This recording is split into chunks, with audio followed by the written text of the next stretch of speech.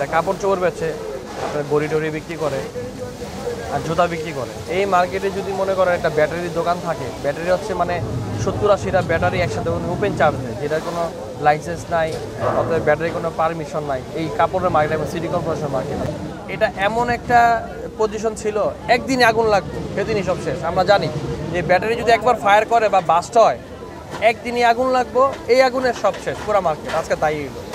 আজকে তো আগুন এইগুলিতে কেন? এইগুলিতে ব্যাটারির দোকান ছিল না, এইগুলিতে তো আগুন লাগবো কেন? অন্যান্য গলিতে তো লাগে না। ওই দোকান থেকে সূত্র হইয়া পুরো মার্কেট আজকে চাই।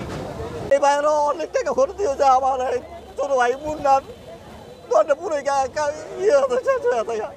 আমাকে তোমার কিনে আছে, এই নিয়ে বের করে কোনো রকম রাখছি, এটিও মির্জা শেষ। এই ব্যাটারি ব্যাপারে যে এইটা করছিল প্রথম উদ্যোগ নিয়েছিল অর্গলিতে এইটা, এরপরে রানিং 3 কাউন্সিলার এরা যখন আইডিয়া পায় মার্কেট পরিদর্শনের জন্য পাঠাইছে আমাকে একটা সমস্যার জন্য, এই 3 জন্য আমরা এই আবদারটা করছি, ভাই এটা একটু ব্যবস্থা নিয়েন। ওইও বুঝায় বললো যে এই ব্যাটারি যদি আগুন লাগে তাহলে আপনার সব মার্কেটে চলে যাবো। কোনো কথা শোনে নাই। আজকে এই ব্যাটারি দোকান থেকে এই সূত্রপাত সকালবেলা 6টার দিকে বলে ফাটছে, তো প্রতিবেশী হারা জন্য এরা বলতেছে যে আওয়াজ হয়েছে এটা কেউ ধানের কাছে আইতে পারে না, কেমনে নিয়ে পাইব। আজকে যদি আমাদের কারেন্টের কোনো ফল্টে হইতো তাহলে এত ব্যবহারভাবে ক্ষতি হইতো না। সকালে 6:20 একটা মেসেজ পাই যে কালীবাজারে 16তলা ভবনের নিচে একটা ট্রান্সফরমার আগুন। ঠিক সেই আগুনটা যখন নির্বাপন করছি ইতিমধ্যে আমি বললেছি মেসেজ পাই যে হকার্স মার্কেটে আরেকটা আগুন। সাথে সাথে আমরা কাছাকাছি ছিল, উইদিন 1 মিনিটের মধ্যে আমরা রেসপন্স করেছি। তো এসে দেখি যে নারায়ণগঞ্জ সাসারা সিটি হকার্স মার্কেটে বিভিন্ন দোকানে 3টা গলির মধ্যে আগুন ছড়িয়ে গিয়েছে। তো আমাদের 3টা গাড়ি থেকে আমরা উভয় দিক থেকে অ্যাকশনে যাই এবং সবচেয়ে ভালো সাপোর্ট পেয়েছি বিকেএমের হাইডেন্ট লাইন, যেখানে পানির উৎস ছিল, রিজার্ভ ট্যাঙ্ক ছিল এবং লোকজনের সহযোগিতা পেয়েছি।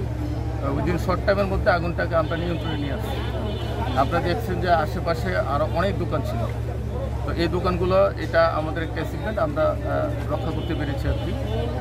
সর্বোপরি এখানে আমরা এসে দেখি যে সকালবেলা তো হঠাৎ করেই চতুর্দিকে আগুন, কোথায় থেকে আগুনের সূত্রপাত এই মুহূর্তে বলা যাচ্ছে না। আমরা একটু সবার স্টেটমেন্ট নেই বা আশেপাশে যারা ছিল প্রাথমিক যারা দেখেছে প্রত্যক্ষদর্শী তাদের সাথে কথা বলে জানা যাবে। আর ক্ষয়ক্ষতির পরিমাণও এই মুহূর্তে জানা যাবে না। আমাদের কোনো শ্রমিক আহত নিহত নেই।